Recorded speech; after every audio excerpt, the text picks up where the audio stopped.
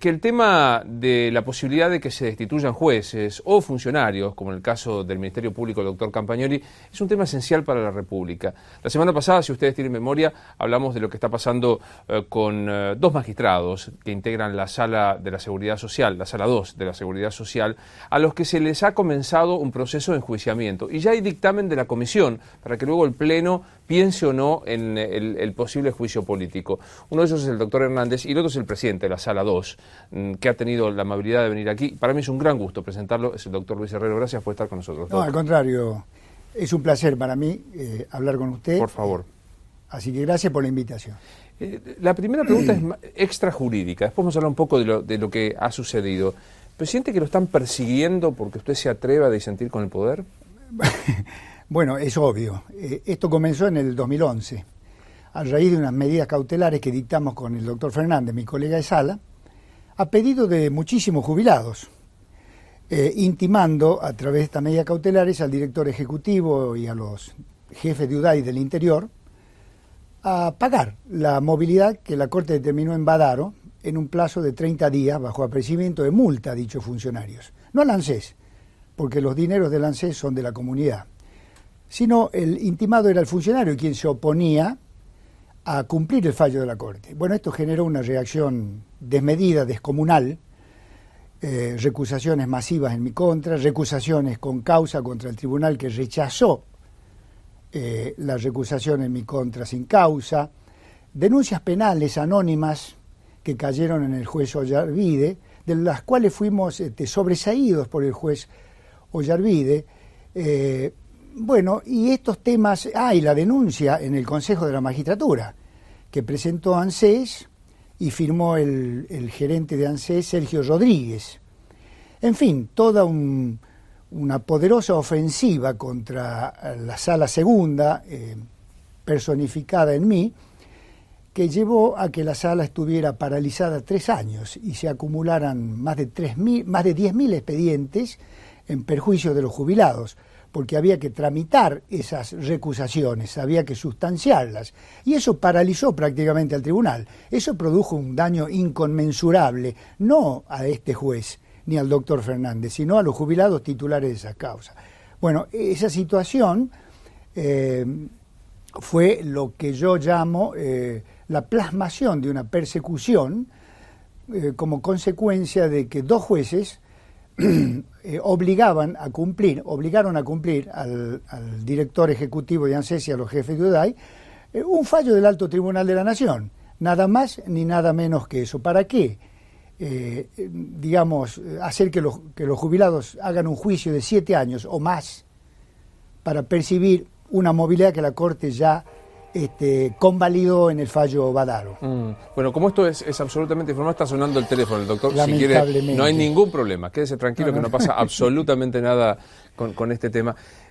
Uno trata de no adjetivar cuando cuenta un hecho que objetivamente tiene inconsistencias notables, y esto es opinión, ¿no? Pero le hago una pregunta antes de entrar a la causa particular y que puede sonar a adjetivación. ¿Se siente un perseguido político? Bueno, sí me siento un perseguido político porque sin duda esta causa, la 115 del año 2011, que tiene un dictamen en contra, por mayoría, por 5-4, es realmente grave, porque se pide ahí la promoción de un juicio político, la acusación de mal desempeño en aras a la destitución y antes que eso a la suspensión inmediata en mis funciones, no tanto en mi contra, sino también en contra del doctor Fernández, el otro colega que también firmó estas medidas cautelares.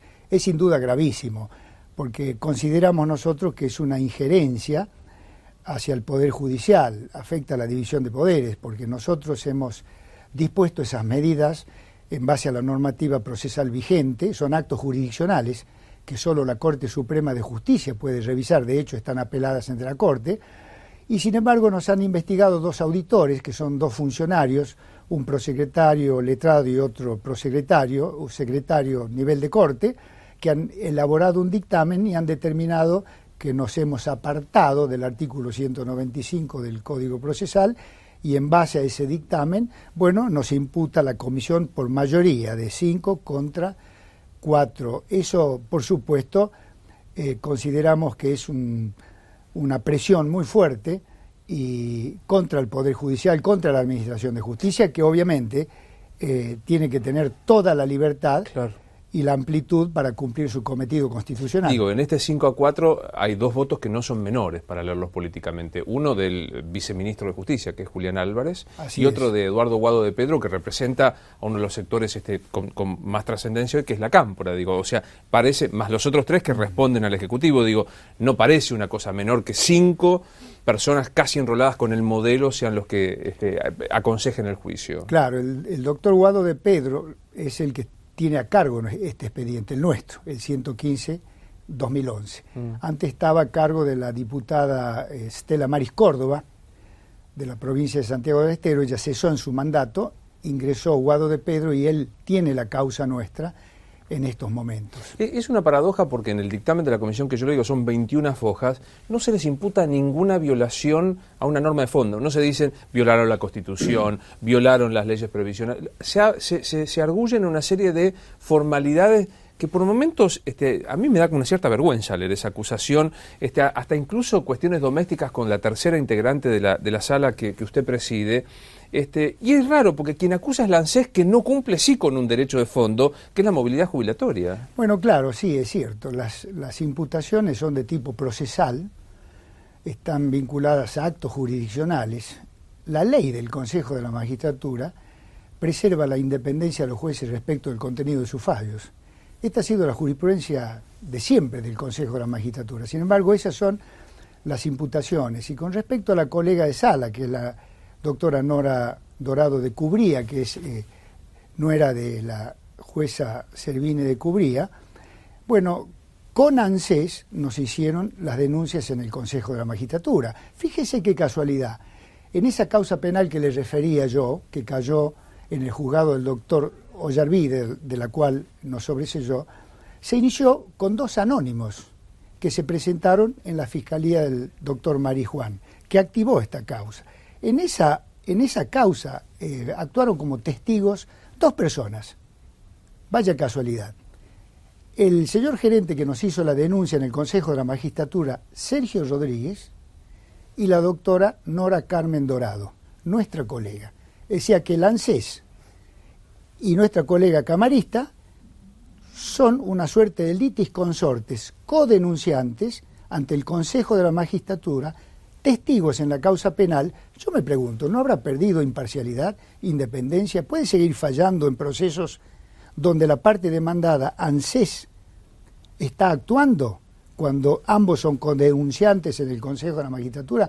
Esto sí que es un hecho grave e irrelevante. Sí. Sin embargo, nos denuncian a nosotros. Y lo pintoresco que, por ejemplo, en una de las denuncias, en uno de los casos, se lo acusa a usted de no excusarse por tener una vinculación personal con el letrado de una de las partes. Digo, ¿no les hace ruido que la camarista que debe velar por la legalidad de lo que hace el ANSES y el ANSES sean codenunciantes, pero les hace ruido una supuesta cuestión personal con un letrado, ¿no? Doctor, somos abogados los dos. Sabemos que el juez no se puede excusar por amistad o enemistad con el letrado, que es un auxiliar de la justicia, sino con la parte, que es la parte la titular del derecho que se disputa en el proceso, no el abogado. De manera que yo no debía excusarme con el doctor, no digo el nombre para preservarlo, a cargo de la causa. Se trataba de una medida cautelar dictada por el juez federal de San Juan. El recurso era en relación, por lo tanto no había orden de votación, eso existe en la sentencia definitiva. También se me denunció por alterar el orden de votación, cosa que no es cierto, no hay orden de votación, y no excusarme con el doctor Podestá de Oro. El doctor Podestá de Oro, ya dije el nombre, pero el doctor Podestá de Oro también fue denunciado en la causa penal, en esta anónima, y también fue sobreseído.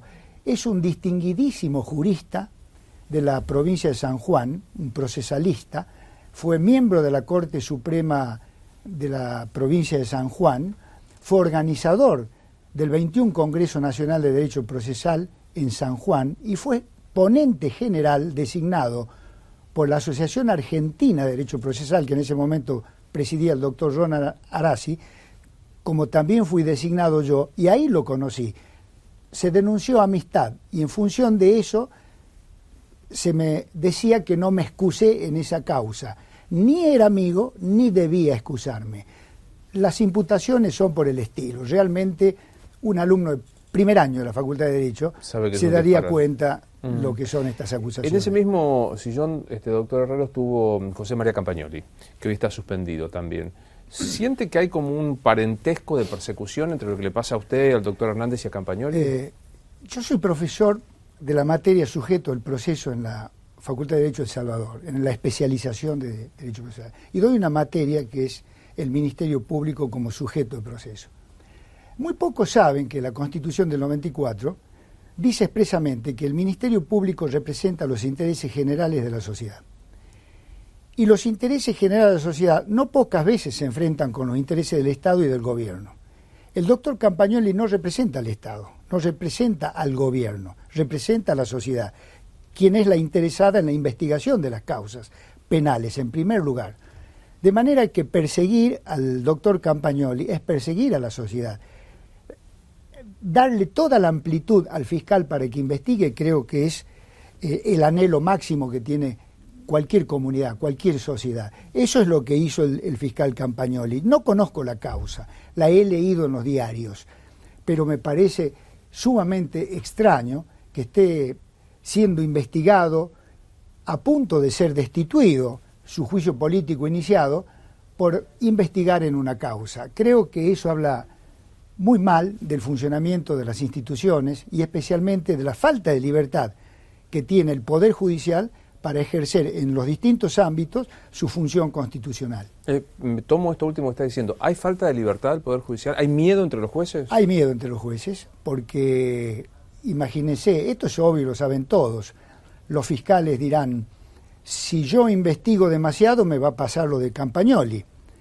Si yo procedo como juez con la independencia con que Herrero procede, me va a pasar lo de Herrero. Entonces, es obvio que el Poder Judicial hoy tiene ese problema. Y como decía el maestro Couture de Uruguay, ese gran procesalista cisplatino, el día que los jueces tengan miedo, ningún ciudadano podrá dormir tranquilo, y esto es una realidad. Digo, porque no se trata ya de una sala de la Seguridad Social o de un integrante del Ministerio Público, se trata de pensar en la división de poderes de la República. Así es. La función de los jueces es tutelar, resguardar las garantías constitucionales y los derechos subjetivos, constitucionales, convencionales de los ciudadanos, de las personas físicas, personas jurídicas, el Estado, las entes autárquicas, por eso la justicia tiene la venda en los ojos. Esa es la función de los jueces, para la cual tienen que tener plena libertad. La política no debe entrar en la justicia. Cuando la política entra por la puerta, la justicia sale por la ventana, como dice el argot popular. Esa es la función de los jueces, y esa función tiene que ser preservada, resguardada. Por eso hay un artículo de la Constitución, que es una de las responsabilidades que tiene el Consejo de la Magistratura, preservar la independencia de los jueces. Este es un valor fundamental para la existencia del Estado de Derecho, la consolidación de las instituciones y para la seguridad jurídica. Si no hay seguridad jurídica, ningún capital de riesgo se va a sentar en nuestro territorio, si no va a elegir países que la tengan a esta seguridad jurídica. Imagino que si en la hipótesis que le voy a plantear esto existió, sé cuál es su respuesta, ni hace falta, pero en algún momento alguien se acercó y le dijo, Herrero, afloje con esto, termínela. Sí, me lo han sugerido muchos amigos, es cierto, no desde el poder nadie me amenazó directamente, pero amigos entrañables temen por lo que me pueda pasar, que me preserve. Pero yo le digo a mis alumnos algo que no se tiene en cuenta. Cuando los jueces se preservan, algún inocente manda a la guillotina. Porque el juez se preserva frente al poderoso, frente al poder.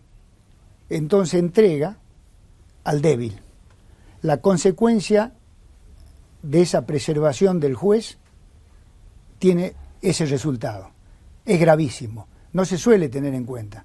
Por eso la Biblia dice muy clarito, el Eclesiástico capítulo 7, versículo 6, me lo acuerdo porque es una frase sublime: no te atrevas a ser juez si no te hallas con valor de hacer frente a las injusticias, nada más. No vaya a ser que por temor a la cara del poderoso te expongas a obrar contra equidad. Dedícate a otra función. Nada menos, ¿no? Pero como juez, ten la valentía de hacer frente a las injusticias. Y hoy en lo personal, ya más allá de lo jurídico, que es, insisto, es insostenible la acusación y que, como usted dice, cualquiera que ha pasado por la Facultad de Derecho dice que esto es un chiste, demás. Digo, en lo personal, ¿qué siente? ¿Bronca, miedo, tristeza? ¿Qué es lo que siente? No siento bronca. Miedo sí, por supuesto, soy humano, pero se trata de cumplir el deber y la responsabilidad como hemos jurado cumplirla. Trato de superar el miedo, también en mi familia, mis hijos y mi mujer, por lo que le acabo de decir. No bronca, no odio, sí desazón, porque no veo acompañamiento institucional.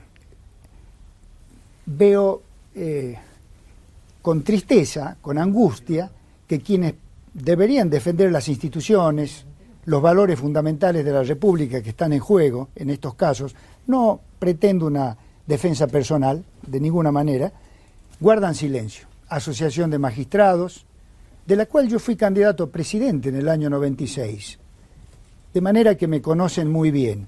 Otras asociaciones, la Corte Suprema también guarda silencio y es cabeza de poder, y hay un problema en una sala de una Cámara Federal que está siendo acosada, agredida.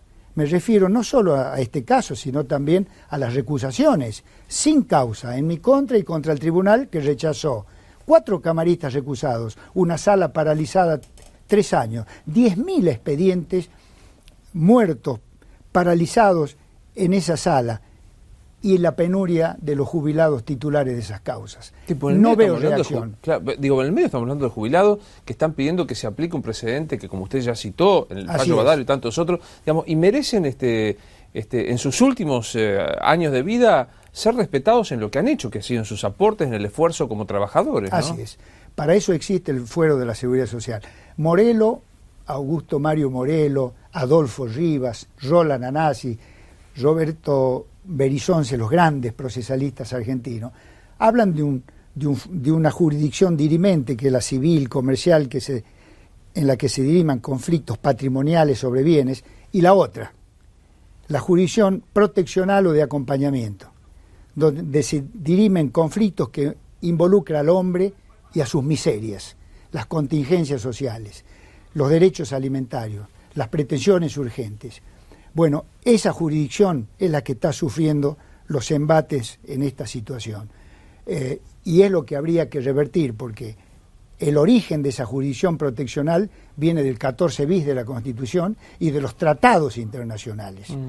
Yo creo que allí habría que poner los ojos, habría que fortalecer esta jurisdicción proteccional que está siendo atacada de 1000 maneras, y en ella está involucrada el hombre, su calidad de vida, sus condiciones personales, sus contingencias, sus achaques, a los que estamos todos sujetos en nuestra vida. Doctor, con el debido respeto por la división de poderes, pero la Presidenta de la Nación, que es la cabeza del Ejecutivo, ha hablado muchas veces de la transparencia, del Poder Judicial, de la independencia.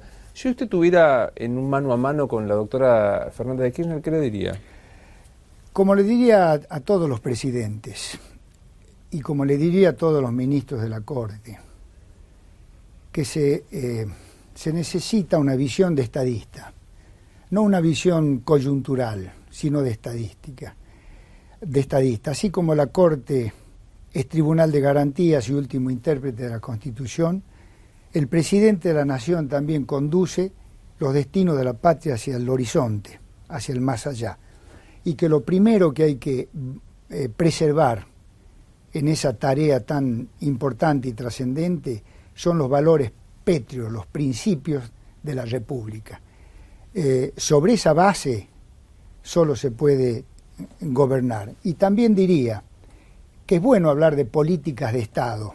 Hoy se habla mucho de políticas de Estado. Pero la primer política de Estado que yo sugeriría es aquella de la coherencia entre lo que se predica, de lo que se dice y lo que se hace como funcionario, como legislador, como juez, como administrador. Yo le diría con todo respeto a cualquier presidente de la nación, que la Argentina está necesitando estadistas. En esto que está sucediendo con usted, a mí me parece que no es solo un proceso de juicio político a dos integrantes de una sala de la Seguridad Social. Me parece que va un poco más allá, que tiene que ver con el fundamento de la República. ¿Siente que con esto, con lo de Campagnoli, con este miedo que usted mencionaba del Poder Judicial, de enfrentarse al poderoso, se atenta contra la República? Pero por supuesto que se atenta contra esos valores pétreos republicanos, por lo que le acabo de decir. El artículo 120 de la Constitución dice que la función del Ministerio Público es la defensa de los intereses generales de la sociedad y de la legalidad. Y dice también que el Ministerio Público, el 27 de la ley reglamentaria, le está prohibido representar al Estado y asesorar al gobierno. Son funciones muy claras las que tiene el Ministerio Público. Merece respeto en esa tarea faena constitucional. Y cuando suceden estas cosas, se está resquebrajando los cimientos republicanos. Y creo que esto no le hace bien a nadie. En primer lugar, no le hace bien al gobierno. Y luego, por supuesto, a todos los ciudadanos argentinos. A nadie le hace bien. Doctor, yo le agradezco mucho esta charla, se lo dije en la radio los otros días, no creo que ayude mucho, pero cuenta con nuestra solidaridad, usted, el doctor Hernández también. Fernández, perdón. Emilio Fernández. Y sienta que las puertas de Infobae TV están abiertas para cuando usted lo necesite. Ojalá que los que tengan que alzar la mano no lo hagan por convencimiento político o por prejuicio político, sino por dignidad, y que permita que usted siga trabajando en la sala, aún con disensos. Así que le deseo lo mejor y cuente con nosotros. Luis, le agradezco mucho. Usted, como se lo dije, usted es un gran periodista, es joven, tiene valores, tiene principios. Por eso me siento muy cómodo en su programa. Y quisiera terminar mi función, este diálogo tan cordial que tenemos, recordando a Alberdi. Porque las funciones, las instituciones, los poderes funcionan coordinadamente, pero hay uno, que es el faro, que es la Corte Suprema y su doctrina. Decía Alberdi que la Corte es el faro que disipa la oscuridad de las cuestiones prácticas, ilumina el camino de la legislación con su doctrina y marca rumbos al gobierno. No hay ninguna república que se sustente y que pretenda tener éxito en su futuro y en su presente a partir del desconocimiento de los fallos del Alto Tribunal de la Nación. Ojalá que así sea, que ese faro alumbre también las conciencias de los que tienen que votar por usted, insisto, y por el doctor Fernández. Luchamos. Gracias por venir, doctora. Gracias a usted, Luis. Por favor. Muy amable. Pequeña pausa y ya volvemos.